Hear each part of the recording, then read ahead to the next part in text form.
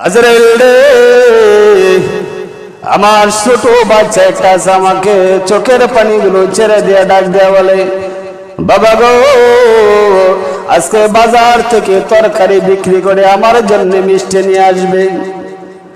ও আজরাইল, এখন তুমি আমার সামনে দেখা দিয়েছো, আমার রূহটা তুমি যদি বাহির করে নিয়ে যাও, তাহলে আমার ছোট বাচ্চার জন্য আর মিষ্টি নেওয়া হবে না রে আজরাইল।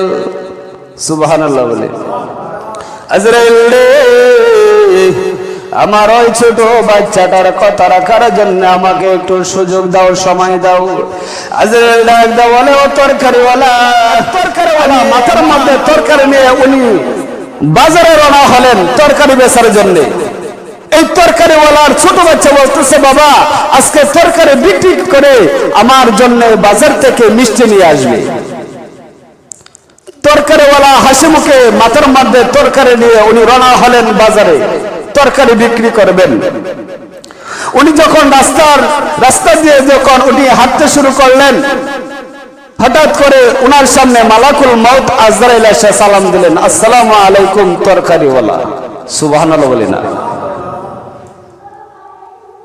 তরকারিওয়ালা বলতেছে, তুমি খেয়ে আমার সিরাজ না, আমি খেয়ে আমার চোখটি ছায়া দেখিতা ছায়া দেখে বলে, বাবা এটা তো দেখা যায় আজরাইল। আজরাইল কিসের জন্য আসছো? আরে তরকারিওয়ালা, তোমার রূহ নেওয়ার জন্য আসলাম। আজরাইল রে, আমার ছোট বাচ্চা একটা আছে, আমাকে চোখের পানিগুলো ছেড়ে দিয়ে ডাক দেয়া বলে, বাবা গো, আজকে বাজার থেকে তরকারি বিক্রি করে আমার জন্য মিষ্টি নিয়ে আসবে। ও আজরাইল, এখন তুমি আমার সামনে দেখা দিয়েছো, আমার রূহটা তুমি যদি বাহির করে নিয়ে যাও, তাহলে আমার ছোট বাচ্চার জন্য আর মিষ্টি নেওয়া হবে না রে আজরাইল। সুবহানাল্লাহ বলে। আজরাইল রে, আমার ওই ছোট বাচ্চাটার কথা রাখার জন্য আমাকে একটু সুযোগ দাও, সময় দাও। আজরাইল ডাক দাও বলে, ও তরকারিওয়ালা, আমি মহান আল্লাহ আমাকে পাঠাইছে তোমার রূহ নেওয়ার জন্য। আমি আজরাইল তোমাকে সময় দিতে পারবো না। ভাই তাহলে লক্ষ্য করে দেখেন, আজরাইল যখন আপনি আমার সামনে আসবে, তখন আজরাইল কি আমাদেরকে সময় দিবেনি? জুরা বলেন। দেখা যায় দিনে দিনে আপনার আওয়াজ কমতেছে। আজরাইল কি এইভাবে আসা বলবেন যে অল্প সময় দিলাম, তোমার বাড়ির কাজকর্ম সবকিছু তুমি গুছাইয়া নাও, বলবেনি? সম্ভবই না। আজরাইল রে, আমার ছোট বাচ্চা চোখের পানিগুলো ছেড়ে দিয়ে কান্দে আর বলে, বাবা গো, আজকে বাজারের মধ্যে গিয়ে ওই তরকারি বিক্রি করে আমার জন্য তুমি মিষ্টি নিয়ে আসবে, আমি মন প্রাণ ভরে আমি খাইব। আজরাইল রে, আমার ওই ছোট বাচ্চার কথাটা রাখার জন্য আমাকে একটু সময় দাও রে আজরাইল। না রে তরকারিওয়ালা, আর সুযোগ দেওয়া যাবে না। কেন সুযোগ দেওয়া যাবে না? মালাকুল মউত আমি আজরাইল তোমার সামনে হাজির হয়ে গেলাম। আমি মালাকুল মউত আজরাইল যে ব্যক্তির সামনে চলে যায়, ওই ব্যক্তির রূহটা বাহির করে আমি আজরাইল সাথে সাথে নিয়ে যাই। অথচ তোমাকে আর সুযোগ দেওয়া যাবে না। এমনি ভাবে তরকারিওয়ালা ওনার গাড়ির মধ্যে একটা গামছা ঝুলানো, ডাক দেওয়া, আজরাইল রে, ও আজরাইল, আমার ওযু গোসল সব কিছু আছে আজরাইল, আমার একটা অনুরোধ রাখবেন রে আজরাইল। কিসের অনুরোধ? আমার অনুরোধ হচ্ছে আমি 2 রাকাত নামাজ আদায় করব রে আজরাইল। আজরাইল রে, আমি যখন প্রথম রাকাতের দ্বিতীয় রুকু সেজদা যখন করব, তখন আমার রূহটা বাহির করে নিয়ে যাবেন রে আজরাইল। ও আজরাইল, দ্বিতীয় নম্বর কথা হলো, আমার রূহটা যখন বাহির করে নেওয়া হবে, আমার দ্বিতীয় রাকাতে দ্বিতীয় রুকুর মধ্যে আবার সেজদার মধ্যে যখন আমি চলে যাব তখন আমার রূহটা বাহির করে মহান আল্লাহর আদালতের মধ্যে তুমি পেশ করে দিও। আজরাইল রে, এর আগে তুমি আমার রূহটা বাইর করে নিয়ে যাইতে পারবে না আজরাইল। ও আজরাইল, আমার ছোট বাচ্চাটা মিষ্টির জন্য বলেছিল, আমার বাচ্চাটাকে মিষ্টি খাওয়াইবার জন্য। আজরাইল রে, আমি যদি দুনিয়া থেকে বিদায় হয়ে যায় তখন আমার বাচ্চাটাকে কে মিষ্টি খাওয়াইবে রে আজরাইল?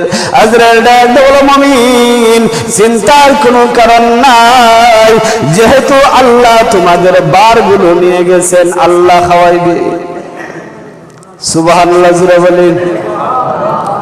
মানুষের বার আল্লাহ নিছে, আল্লাহর মানুষের রিজিক দিছেন আল্লাহ। প্রত্যেকটা মানুষের রিজিক দিয়ে দিলেন। একটা মানুষকে যখন আল্লাহ সৃষ্টি করবে, সৃষ্টি করার আগে আল্লাহ রাব্বুল আলামিন একটা মানুষের রিজিক দুনিয়াতে আল্লাহ দিয়ে দিলেন। মানুষ সৃষ্টি হওয়ার আগে আল্লাহ রিজিক সৃষ্টি করলেন। আজরাইল রে, চিন্তার কোনো কারণ নাই রে আজরাইল। মহান আল্লাহ রিজিকের ব্যবস্থা করে দিবে রে আজরাইল, চিন্তা করিও না।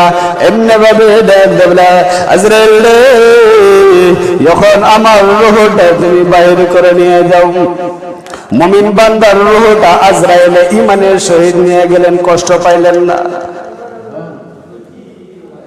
এই কারণে আল্লাহ রাব্বুল আলামিন বলেন, ইয়া আইয়ুহাল্লাযীনা আমানু দুখুলু ফিস-সিলমি কাফা, তোমরা পরিপূর্ণ ইসলামের ভিতরে প্রবেশ করো, পরিপূর্ণ মুসলমান হও।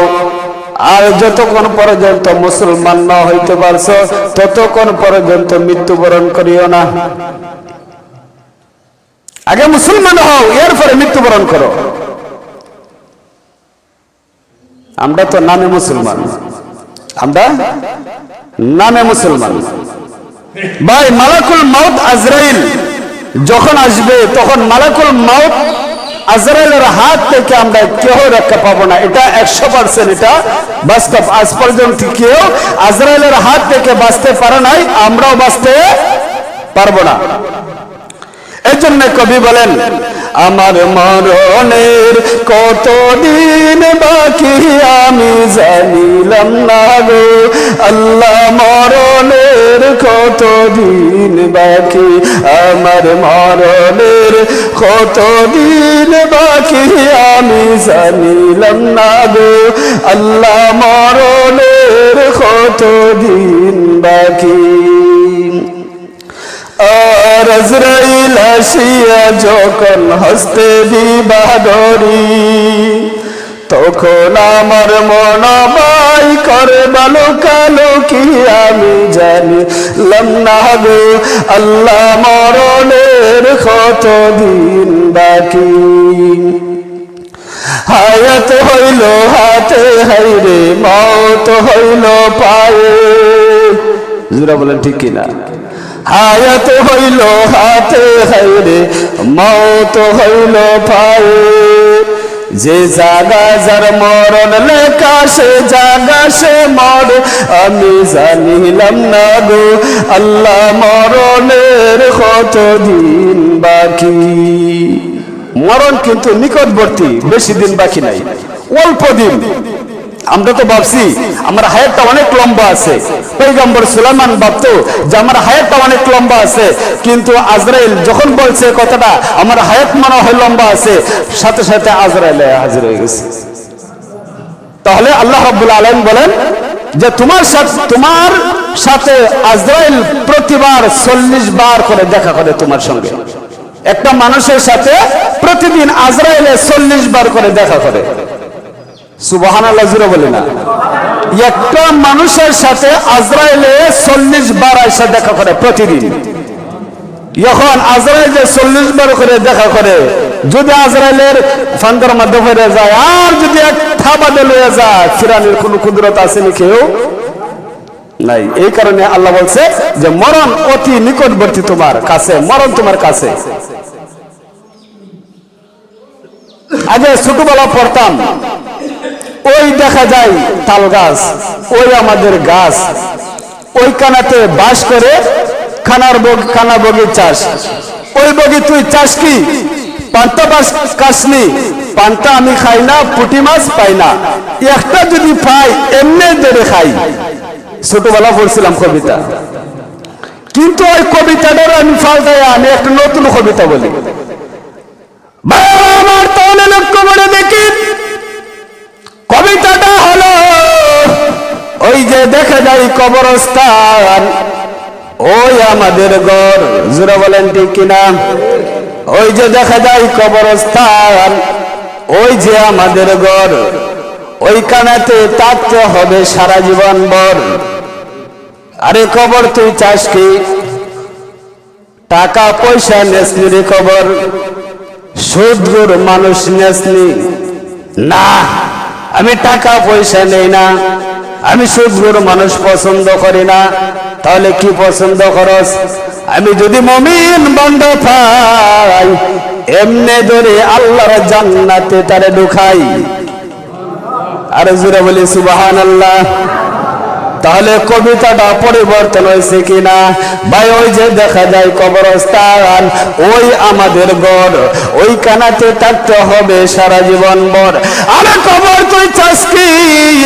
টাকা পয়সা নেসনি না, আমি টাকা পয়সা নেই না। তাহলে কি দেশ? আমি যদি ইমানদার বান্দা পাই, এমনি ভাবে তারে আল্লাহর জান্নাতে ঢুকাই। তাহলে ভাই আল্লাহ রাব্বুল আলামিন বলেন যে তোমরা পরিপূর্ণ ঈমানদার হও আর পরিপূর্ণ ইসলামের ভিতরে প্রবেশ করো। যতদিন পর্যন্ত পরিপূর্ণ ইসলামের ভিতরে প্রবেশ না করতে পারছো, ততদিন পর্যন্ত মৃত্যুবরণ করিও না। ওয়ালা তাত্তাবিউ খুতুওয়াতিশ শাইতান, আমার আলোচনা কিন্তু আয়াতের মাধ্যমে রয়ে গিয়েছে। ওয়ালা তাত্তাবিউ খুতুওয়াতিশ শাইতান, নিশ্চয় তোমরা জানিয়ে রাখো, ইন্নাশ শাইতান লাকুম আদুউম মুবিন। আর তোমরা যখন পরিপূর্ণ ইসলামের ভিতরে প্রবেশ করতে চাইবে, তখন তোমাদেরকে শয়তানে ধোঁকা দিবে। যখন তোমরা পরিপূর্ণ মুমিনদার হইতে পারবে, তখন তোমাদেরকে শয়তানে ধোঁকা দিবে। ওয়ালা তাত্তাবিউ খুতুওয়াতিশ শাইতান ইন্নাহু লাকুম আদুউম মুবিন। আর জানিয়ে রাখো, শয়তান তোমাদের প্রকাশ্য দুশমন। আল্লাহ রাব্বুল আলামিন আমাদের সকলকে পরিপূর্ণ ইসলামের ভিতরে প্রবেশ করার মতো তৌফিক দান করুক, আমিন। ওয়া আখিরু দাওয়ানা আলহামদুলিল্লাহি রাব্বিল আলামিন। আসসালামু আলাইকুম ওয়া রাহমাতুল্লাহি ওয়া বারাকাতুহু।